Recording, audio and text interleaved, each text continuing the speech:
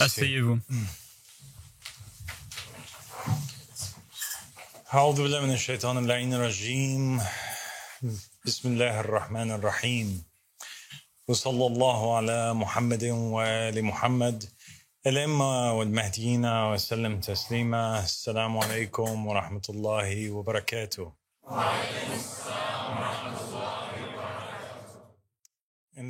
Au nom d'Allah, l'unique, le victorieux, et qu'il répande sa paix et ses bénédictions sur Mohammed et la famille de Mohammed, les imams et les Mahdis. Nous sommes réunis aujourd'hui pour pleurer la perte tragique de plusieurs membres de notre foi, des membres de la religion Ahmadi de paix et de lumière, des croyants dans la 7e alliance et des adhérents au principe que l'allégeance n'appartient qu'à Allah. Ce soir, nous sommes réunis pour parler des événements déchirants qui ont récemment été portés à notre connaissance. Nous commençons en évoquant notre cher frère Ibrahim Ramadan du Kenya. Nous avons été contactés par son frère Saïd, qui nous a informé de cette terrible nouvelle.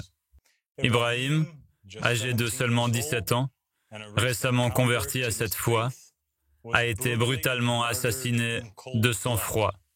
Saïd nous a raconté comment Ibrahim, rempli de passion et de joie, à propos de sa nouvelle foi, l'a partagé avec les membres de sa mosquée locale. Il a même inspiré certains jeunes de la région à embrasser ce chemin. Cependant, l'imam local, furieux de cela, a incité la communauté contre lui. Tragiquement, l'un des habitants, un officier de police, a sorti son arme et a tiré une balle dans la tête d'Ibrahim, le tuant sur le champ, en plein jour. Lanatullah alayhi. Nous avons reçu une vidéo de Saïd montrant le corps sans vie d'Ibrahim au sol, du sang coulant de sa tête, une scène dévastatrice, inoubliable.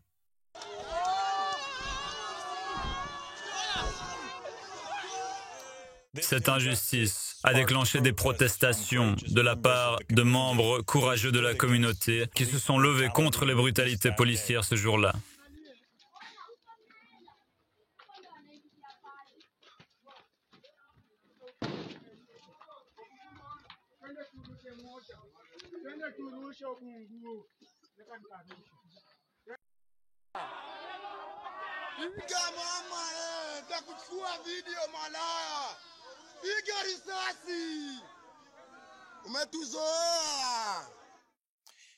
Les médias kenyans ont couvert la manifestation. Nous avons également reçu des images de manifestants blessés par balles, d'autres arrêtés ou emprisonnés.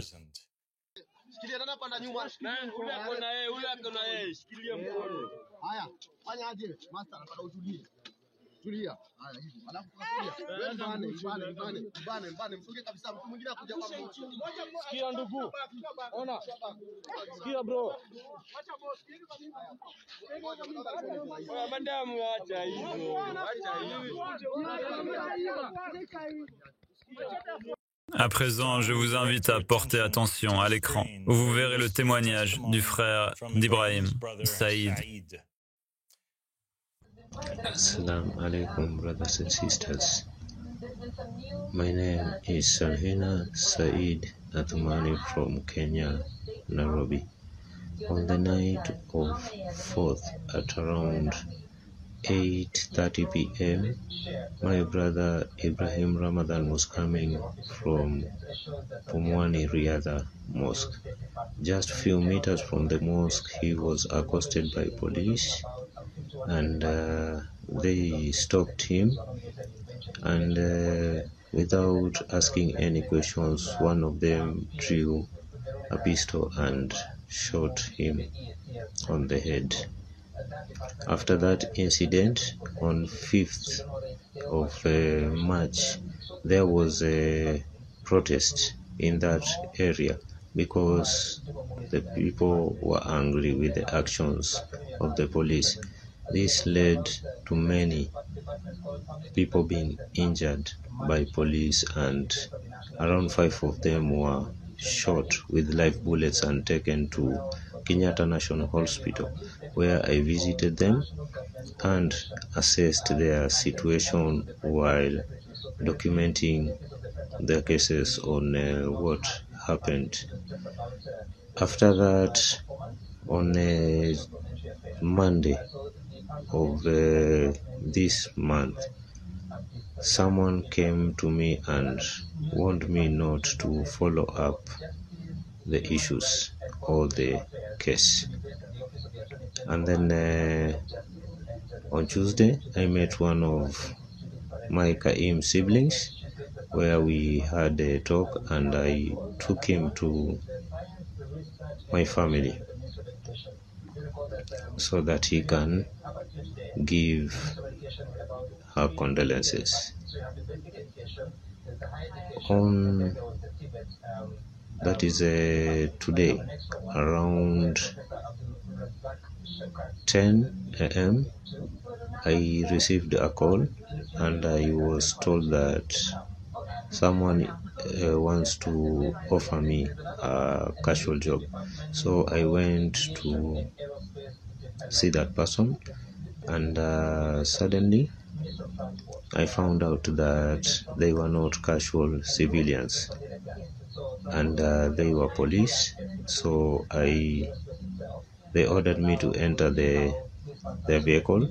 They took me to California police station, where they had to interrogate me. And all this interrogation, they were asking about the Mahdi religion and why so many people are following the Mahdis, and why I'm trying to convince more youths to join us.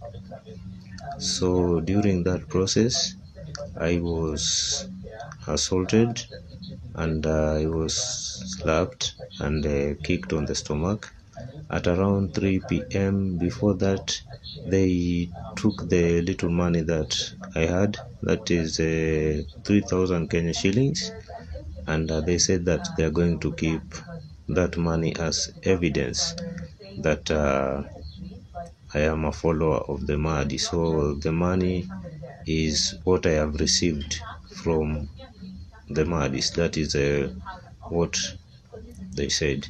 So since that incident, a lot has been happening around, and for now I have to be silent and be very vigilant on the happenings around me.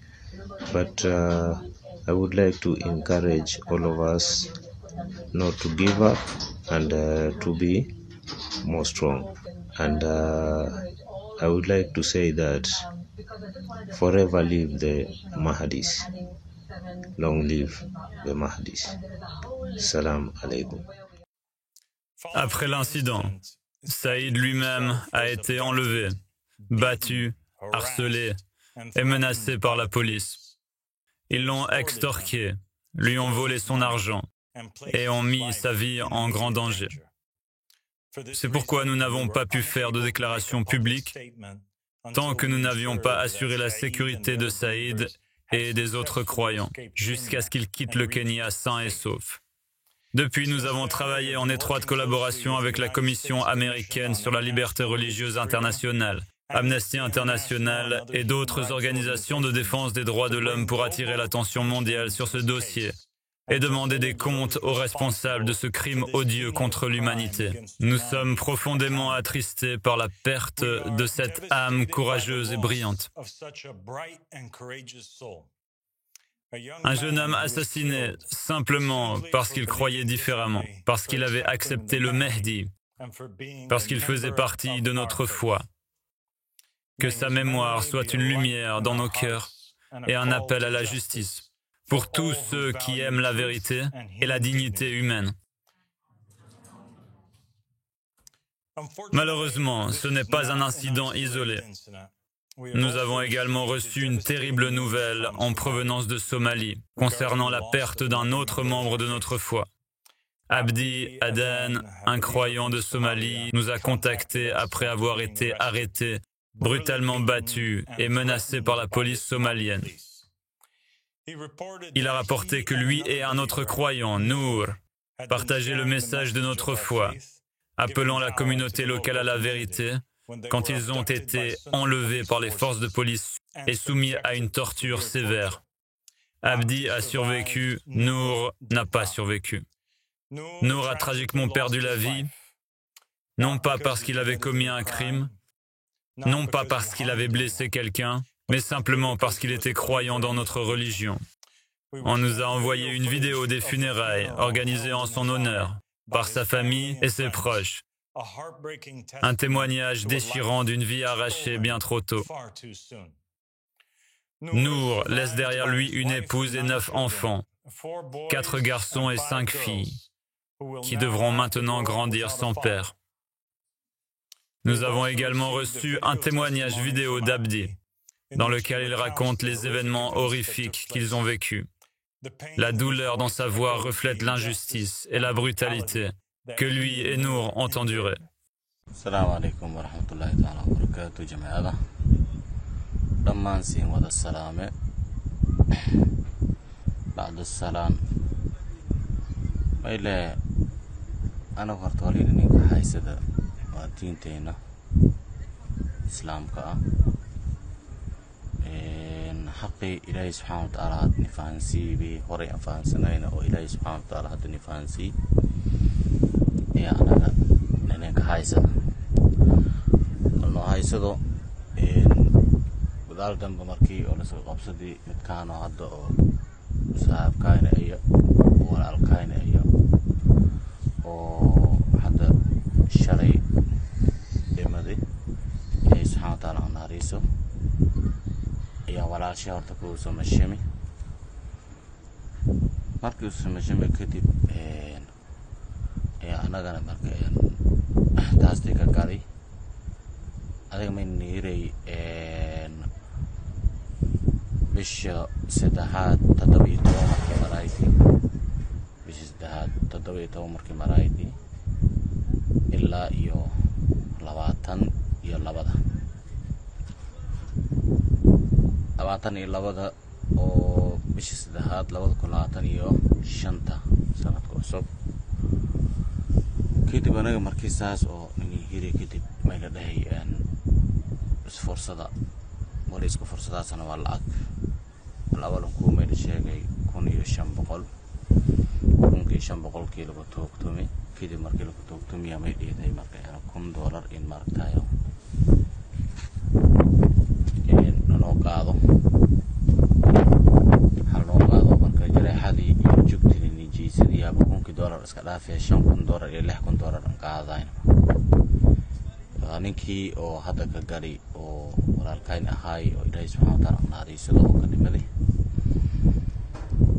kadib waxa waaye midii marka anigana daawo meel kale ka qaaday oo farmashi meel ka qaaday الأول هو تمركي وسحنون صدي فرمشي جيني داوين يو وحسن قاضي هدي قاضي مركي أنا كدب مركي ما يدهنا أنا جا وحن والقابل كارنا معهن داب هادون جيني إسبتال كان جيني كده من جي إسبتال أو طلاب تلقاده طلاب تلقاده بالعقل أيان نجي هذون سيدني كده بالعقد بقي بعد ضويتون أركني $415 يبر مركي ديرتي مدهنا العقد بعد ضويته أنا ويهن الميل كهلان كسانو نا هواي نمكن وده داوين كي يبيه هرن قاعدة حافظ مركي شيء أنا هروين بري همي لما تنو هواي جوتي يبيه يا سبب منادتي مركا وكيف الركوي إلهي سبحانه وتعالى نحرجان إلهي سيو ونن أدك وآد إلهي سبحانه وتعالى أو نقوهي أهاي أو مارك دين تسقوهي أو دهاو مارك أنا salaw oo nafta ku watay maylana walaalkayn way ilaahay subxaanahu wa tacaala nahariiso kadib waxaa waaye hadda anaga jareexadayna niijaysadii iyo dhibkeena niijaysadii wala anaga soo karna maaha aniga noogay hadda saan aragwaytaan caadi ahaan u fiid kara waa madaxa jugka gabe fiidka jugka u diirtitaan oo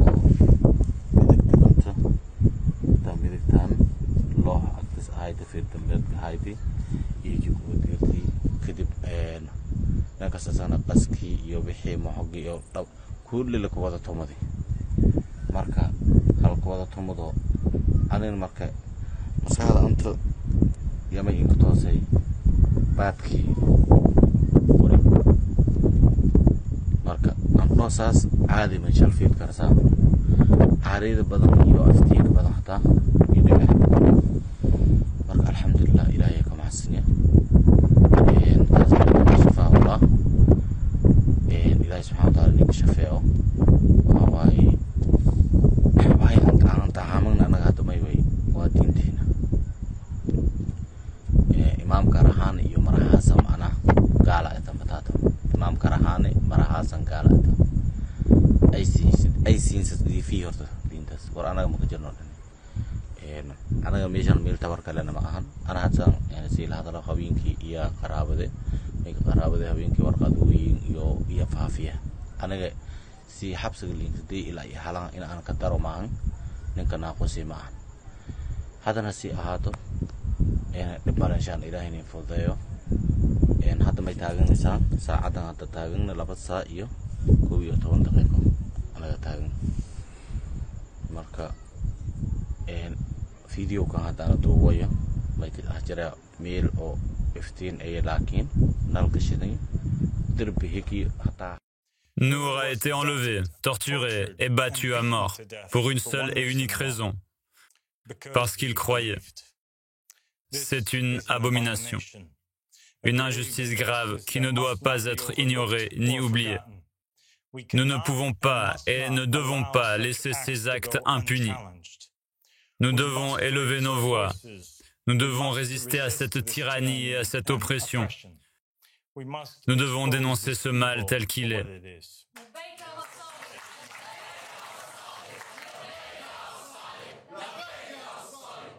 Le prophète Mohammed, que la paix soit sur lui et sur sa famille, a dit « Quiconque tue une seule personne, c'est comme s'il avait tué toute l'humanité. » Aujourd'hui, nous pleurons la mort d'Ibrahim et de Nour, et avec eux, c'est comme si toute l'humanité avait été frappée 2 fois.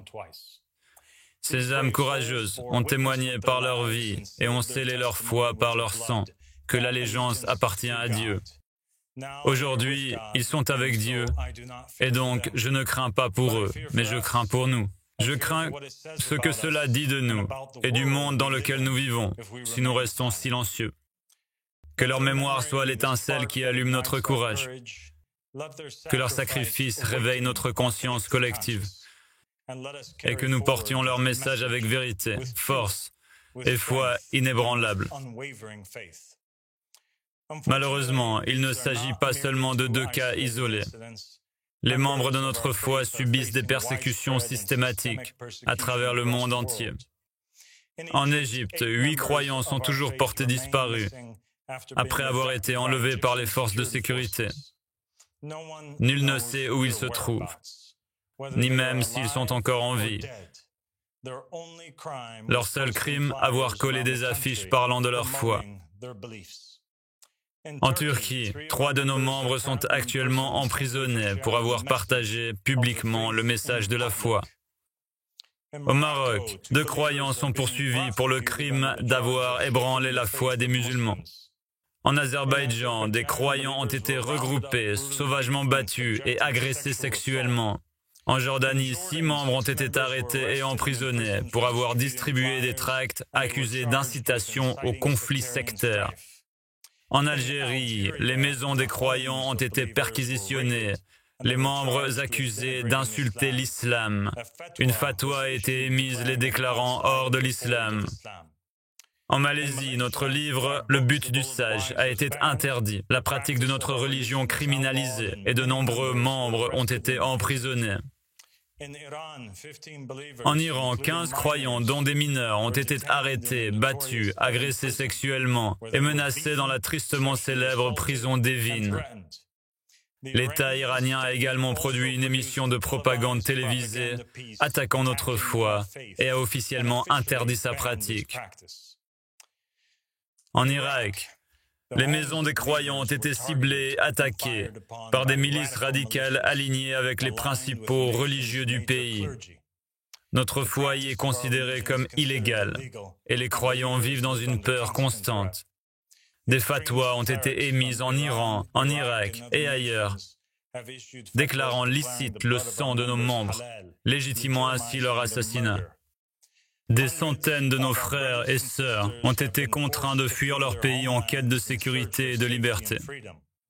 Leurs cas ont été examinés par les gouvernements du monde occidental et dans chaque cas, la conclusion a été claire et unanime. Ces personnes sont en réel danger et méritent d'être protégées. L'Espagne a été le premier pays à offrir l'asile à nos membres. La Lettonie a suivi, puis la Grèce, puis la France. Et aujourd'hui, nous sommes fiers d'annoncer qu'un 5e pays a étendu sa protection à notre population, et cette nation est le Royaume-Uni.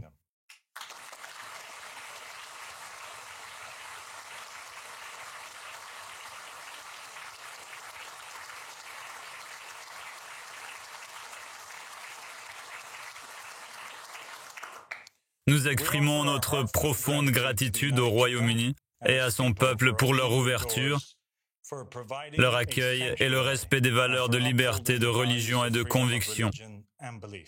Merci d'offrir à notre peuple l'espace nécessaire pour pratiquer et propager sa foi en paix.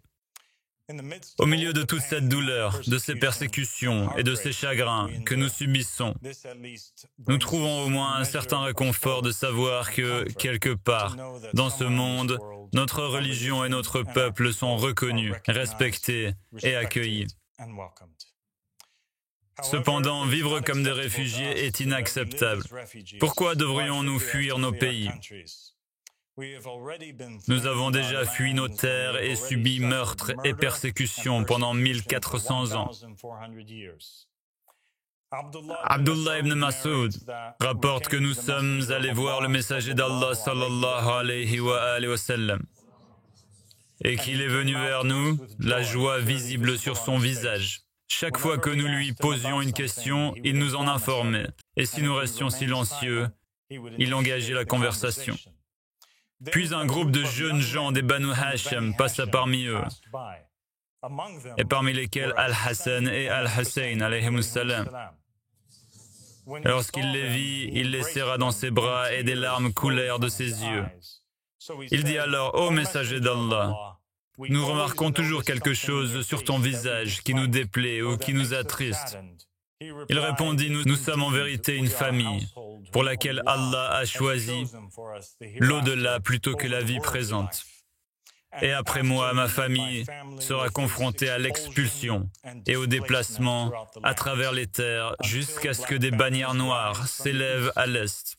Ils demanderont la vérité, mais ne l'obtiendront pas. Puis ils la demanderont à nouveau, mais elle ne leur sera toujours pas donnée. Alors ils se battront et remporteront la victoire. Ainsi, quiconque parmi vous ou parmi vos descendants vivra assez longtemps pour voir ce temps, qu'il aille vers le chef de ma maison, même s'il doit ramper sur la neige, car ce sont des bannières de guidance. Ils confieront le pouvoir à un homme de ma famille, dont le nom ressemble au mien, et dont le nom de son père ressemble au nom de mon père. Il gouvernera la terre et la remplira de justice et d'équité comme elle a été remplie de tyrannie et d'injustice.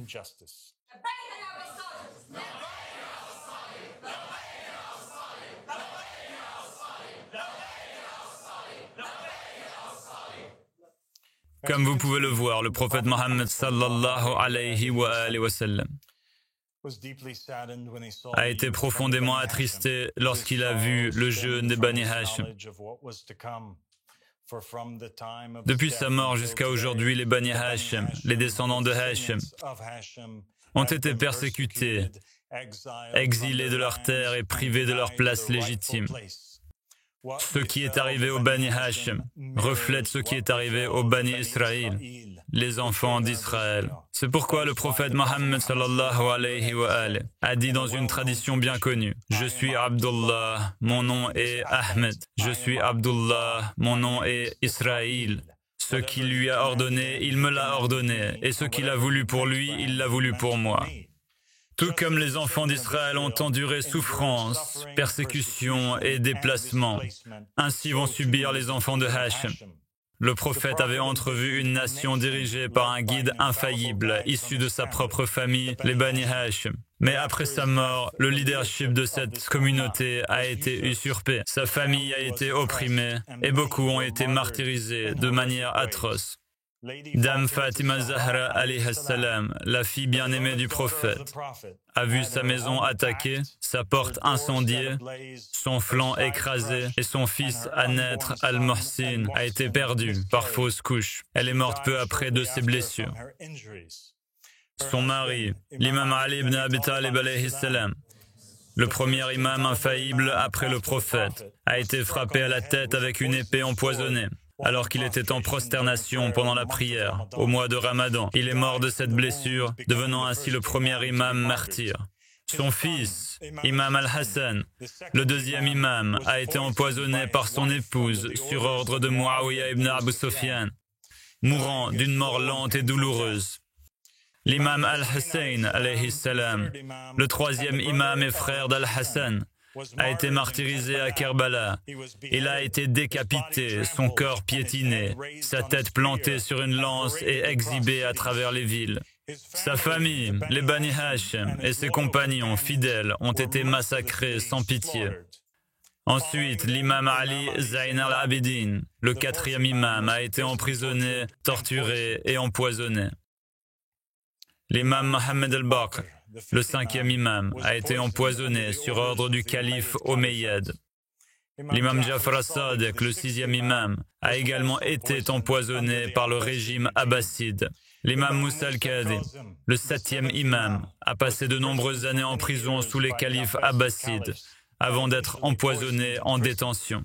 L'imam Ali al-Rida, le huitième imam, a été convoqué à la cour abbasside, nommé héritier par Al-Ma'moun, puis empoisonné. L'imam Mohammed al-Jawad, le neuvième imam, a lui aussi été empoisonné par le régime abbasside. L'imam Ali al-Hadi, alayhi salam, le dixième imam, a été placé en résidence surveillée, puis empoisonné. L'imam al-Hassan al-Askari, alayhi salam, le onzième imam, a été constamment surveillé et empoisonné par les autorités abbassides. Et enfin, l'imam Mohammed ibn al-Hassan al-Mahdi, le douzième imam infaillible issu des Bani Hashim, est né en secret en raison de la persécution intense des dirigeants abbassides. Après le martyre de son père, il est entré dans une période d'occultation, Raïba. Il a été contraint de disparaître pour protéger sa vie. Durant cette période, les compagnons et fidèles loyaux des imams, les véritables chiites, ont été pourchassés, emprisonnés, torturés et exécutés. Et dans une période plus récente, ceux qui ont continué à suivre le chemin des imams ont été persécutés à travers les nations, emprisonnés, assassinés et exilés. Les Bani Hashim, les enfants de Hashim, sont restés sans patrie, sans terre, dépouillés de leur pouvoir, privés de sécurité et dispersés à travers le monde. Ils ont porté le poids de la vérité divine et l'ont payé de leur sang et de leurs larmes. Pourquoi? Parce qu'ils ont choisi de défendre le testament final, le testament du prophète Mohammed sallallahu alayhi wa sallam.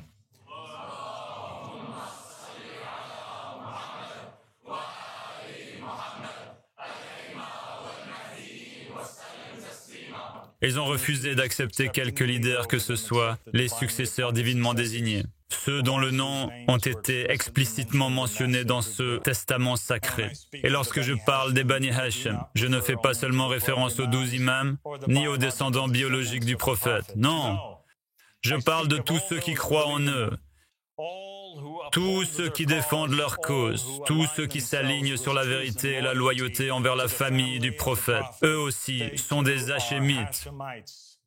Et c'est pourquoi l'imam Sadiq alayhi salam a dit « Le croyant est un Hachémite parce qu'il détruit tout mensonge, toute mécréance et toute hypocrisie. » Le sang d'Ibrahim et de Nour n'est pas seulement un souvenir tragique, c'est un cri de la terre, un rappel que la persécution des Bani Hachem se poursuit encore jusqu'à aujourd'hui. L'Holocauste contre les Bani Hachem n'est pas terminé. Cela a duré 1400 ans, une tempête incessante de trahison, de torture, d'exil et de martyrs.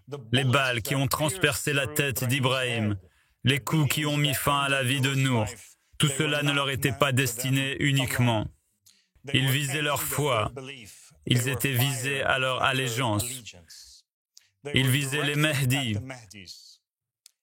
la cause de l'imam al-Mehdi alayhi salam, et ceux qui suivent ses successeurs légitimes.